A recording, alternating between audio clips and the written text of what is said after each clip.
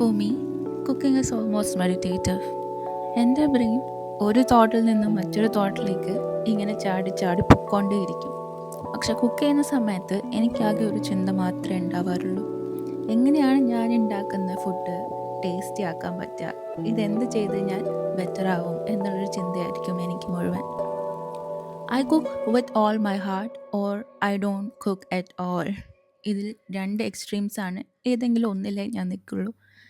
എൻ്റെ ഫാമിലിക്ക് വേണ്ടി കുക്ക് ചെയ്യുക എന്നുള്ളത് എനിക്ക് വളരെ ഇഷ്ടമുള്ള കാര്യമാണ്. അതേസമയം പുറത്തുനിന്നുള്ളൊരു വ്യക്തിക്ക് കുക്ക് ചെയ്യുക എന്ന് പറയുമ്പോൾ എനിക്ക് അവരെ ജഡ്ജ് ചെയ്യുമോ, അവർ ഇത് ഇഷ്ടപ്പെടുമോ, അങ്ങനെയൊക്കെ ചിന്തകളുള്ളത് കൊണ്ട് തന്നെ അതെനിക്ക് ഭയങ്കര ടെൻഷനുള്ളൊരു കാര്യം കൂടിയാണ്.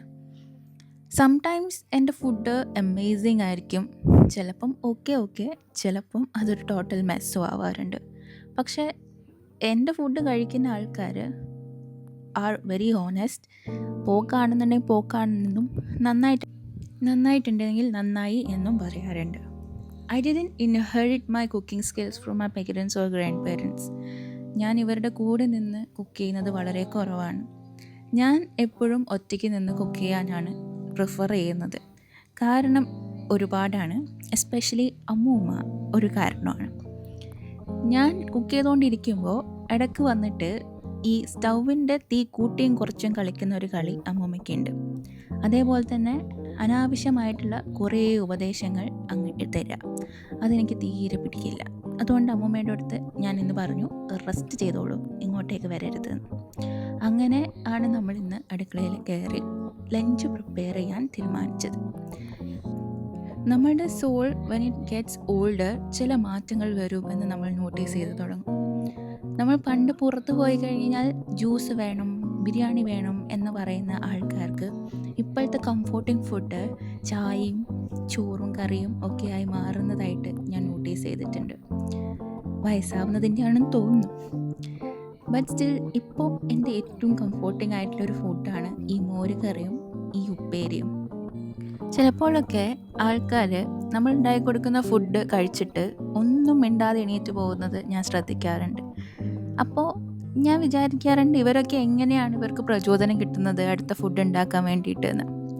I survive on feedback. ഞാൻ ഭക്ഷണം ഉണ്ടാക്കി കൊടുത്തു കഴിഞ്ഞാൽ എനിക്ക് ഫീഡ്ബാക്ക് കിട്ടിയേ പറ്റുള്ളൂ. അത് ചീത്തയാണെന്നുണ്ടെങ്കിലും നന്നായി എന്നുണ്ടെങ്കിലും.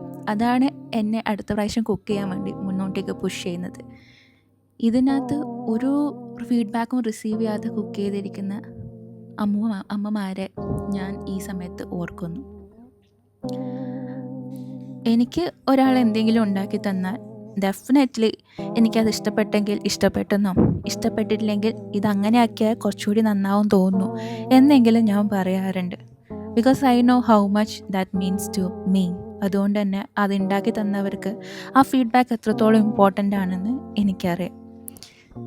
സോ നമുക്കിപ്പോൾ അമ്മയുടെ റിയാക്ഷനും കണ്ട് ഫുഡൊക്കെ കഴിച്ച് ഈ ഡേ വ്ളോഗ് ഇവിടെ അവസാനിപ്പിക്കാം. Okay, by.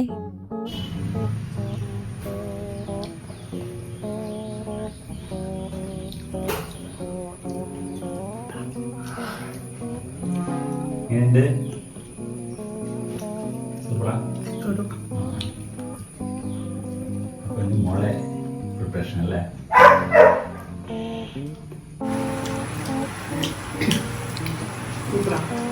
എങ്ങനെയുണ്ട് സദ്യ? സദ്യ ഒന്നല്ല,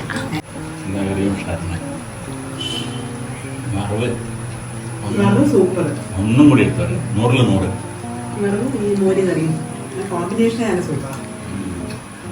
Hearing someone I love say, "This is so good," that's everything. That's what keeps me going.